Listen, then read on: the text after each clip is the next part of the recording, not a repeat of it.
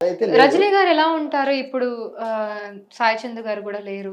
So, ఆవిడతో మీ బంధం ఎలా ఉంటుంది? ఏ విధంగా ఉంటుంది? ఇప్పుడు సాయి చంద్ గారు లేకపోవడంతో మీతో మాట్లాడుతూ ఉంటారా? ఏమైనా కాల్స్ చేయడం గాని అలా? వచ్చిపోయింది మేడం. మా ఇంటికి గూడా వచ్చిపోయింది ఆమె 2 టైమ్స్ వచ్చిపోయింది. హ్మ్.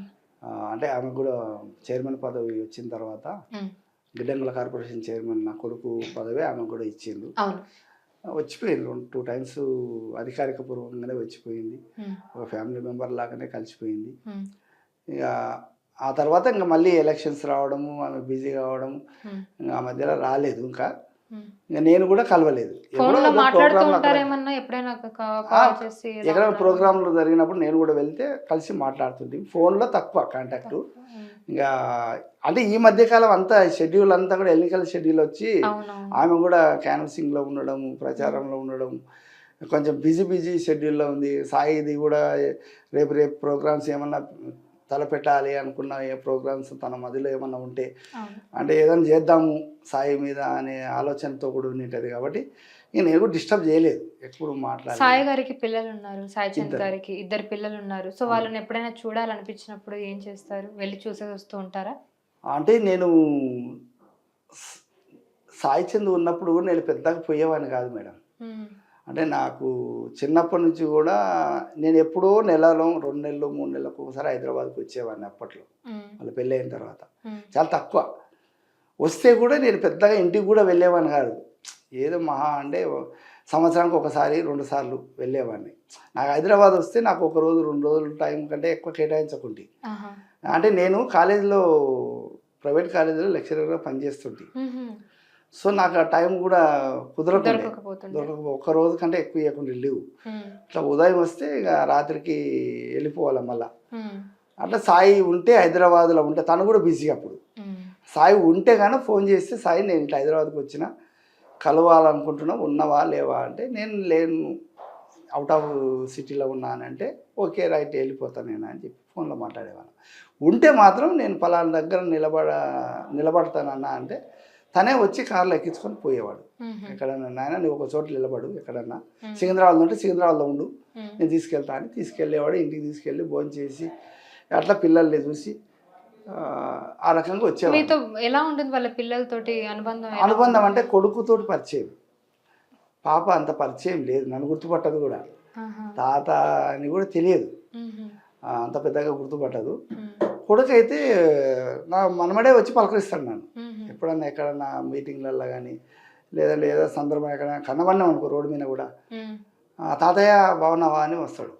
అప్పట్లో సాయి చంద్ గారు మరణించిన తర్వాత అప్పుడు కొన్ని వివాదాలు మీకు రజనీ గారికి పెద్దగా పడదు అనేటట్టుగా కొన్ని వార్తలొచ్చాయి. వాటిలో ఎంతవరకు వాస్తవం ఉంది? అబద్ధం మేడం అది. అబద్ధమే అంటారా? అబద్ధమే. అది ఏదో అందులో బయట చెప్పుకునే అంతే ప్రచారాలే అంతే. అంటారా?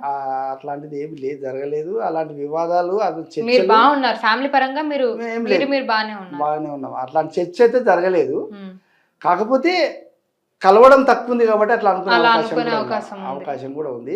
ఆర్థిక పరంగా అయితే అట్లాంటి విభేదాలైతే ఏమి లేవు. హ్మ్. మాకు కేసీఆర్ సారే మాకు నాకు 25,00,000 నా బిడ్డకి 25,00,000 పెట్టిండు మా కుటుంబానికి. హుహు. మా కోడల కుటుంబానికి కూడా అలాగే ఒక ₹1,00,00,000 ఇచ్చేసిండు. హుహు. ఎవరి కుటుంబానికి వాళ్ళు ఆదరువుగా అవును. వాళ్ళు జీవించాలనే ఉద్దేశంతో పెట్టిపోయిండు హ్మ్. కేసీఆర్ సార్. ఆర్థికంగా మీకిప్పుడు ఎలాంటి ఇబ్బందులు గాని ఇంక దాని మీదనే బ్రతుకుతున్నాం మేడం నేనిప్పుడు. మంచిది. 25,00,000 మీదనే నేను నా భార్య బతుకుతున్నాం. హ్మ్. నా కూతురు 25,00,000 మీదనే నా కూతురు కూడా ఇప్పుడు స్టడీ కొరకు ఉపయోగించుకుంటుంది. ఓకే. సో, మా కూతురికి నేను లేదు.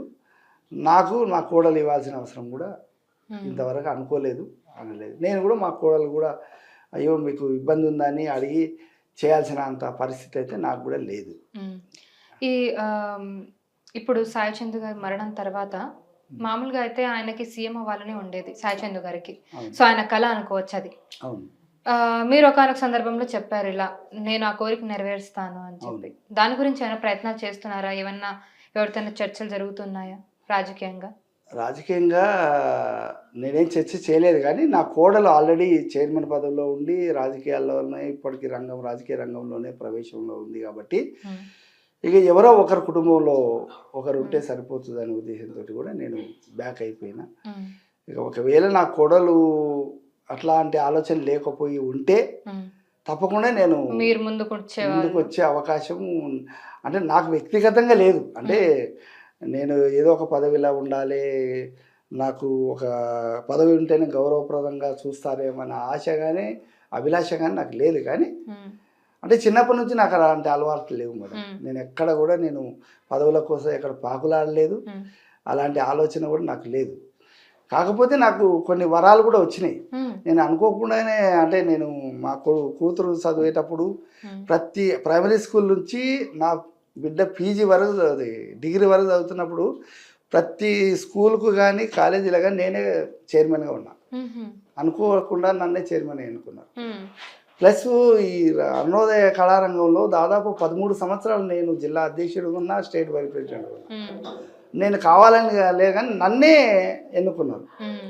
అంటే నాకు పదవుల మీద పెద్ద ఆశ లేదు, వద్దనుకుంటే కూడా నన్నే వరిస్తూ వచ్చినాయి.